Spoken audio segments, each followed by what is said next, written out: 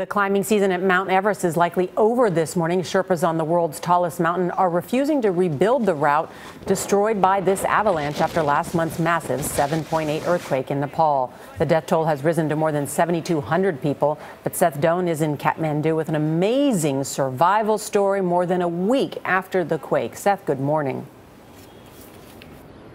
Good morning. We spoke with the U.S. Marines Brigadier General who is in charge of managing this relief operation for the U.S. military. He told us he believes people have unreasonable expectations about how quickly this relief operation can spring into action. Residents picked through rubble in Kathmandu today, trying to recover what they can.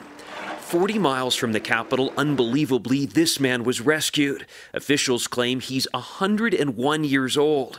He was taken to the hospital on Sunday, more than a week after the quake. Nepal's Home Ministry tells CBS News it does not expect to find any more survivors, and that Nepal's army is capable of completing the work itself. But American teams remain welcome, a U.S. Embassy official tells us, because they have the capabilities to reach remote regions. 4 Osprey tilt-rotor aircraft arrived Sunday, and another helicopter was transported on this giant C-17.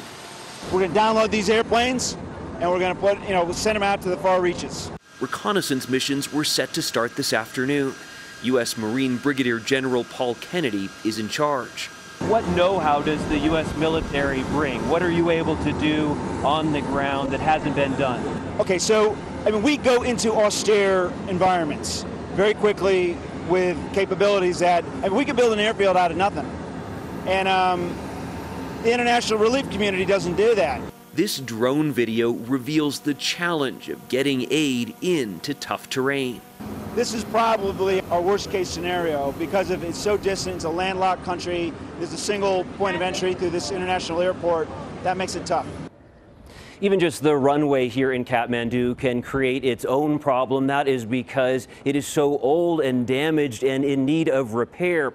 There is a weight limit that has been established quite some time ago that is being enforced to try to prevent heavy planes from creating more damage. Gail?